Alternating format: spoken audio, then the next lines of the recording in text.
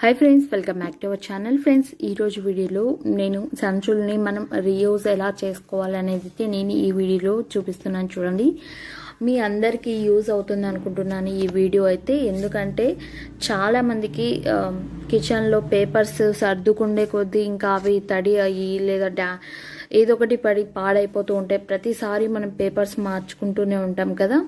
So కిచెన్లో use అయ్యే ఈ టిప్ అనేది మీతో షేర్ చేస్తున్నాను. ఎవరికైనా ఇంట్రెస్ట్ ఉంటే ఎండ్ వరకు చూడండి. ఈ సంచులు ఏంటంటే మనకి బియ్యంకి కానీ లేదా ఏదైనా సరుకులు తెచ్చుకున్నప్పుడు ఇలా ఎక్కువగా వస్తూ ఉంటాయి కదా. ఇదైతే నాకు సరుకులకు వచ్చిండేది సంచి. ట్రిపుల్ ఎక్స్ ది సర్ప్ ఏదో సంథింగ్ ఇచ్చారు ఇది.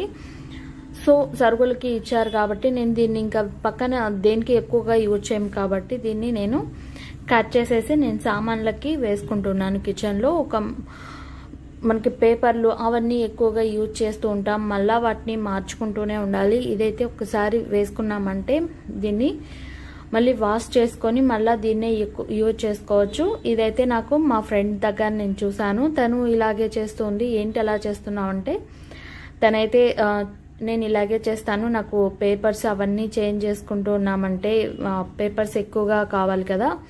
సో ఇవైతే మనకు చాలా రోజులు వస్తాయి, మళ్ళీ వాష్ చేసుకోవచ్చు. ప్లస్ మనకి సామాన్లు కడిగి పెట్టుకున్నప్పుడు మనకి వాటర్ ఏదైతే ఉంటుందో అది పడుతూ ఉంటుంది కదా మనం పెట్టడంలో. ఆ వాటర్ పడినప్పుడు కూడా పేపర్స్ అనేవి తడిగా అయిపోయి పాడైపోతాయి. ఇవైతే మళ్ళీ మనకు ఆ తడంతా వెళ్ళిపోతుంది కాబట్టి ఇవి పాడవవు అని చెప్పింది. ఇక్కడ నేను కట్ చేసుకున్నాను. చూడండి, ఇలా కట్ చేసుకొని వీటికి పిన్ అనేది వేసేసుకున్నాను. నేను చూపిస్తున్నాను చూడండి. ఇలా కొంచెం ఫోల్డ్ చేసేసుకొని మనం సైడ్లలో మనం పిన్ అనేది వేసుకోవాలి. ఇక్కడ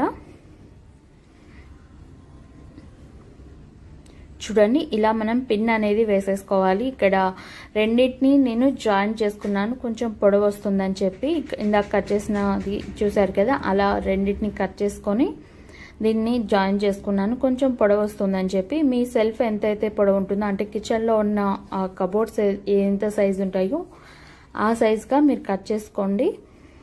ఇలా కట్ చేసుకున్న వాటిని మనం ఇంకా సెల్ఫ్లో పెట్టేసుకోవడమే, అంతే, చాలా ఈజీగా. ఈ పిన్ కూడా మనకు ఎందుకంటే దారాలు ఏవైతే పోగుల్లాగా వస్తుంటాయో అవి రాకోకుండా వేసుకుంటున్నామంతే. ఇక్కడ చూస్తున్నారు కదా, ఇలా వేసుకున్నామంటే చాలు.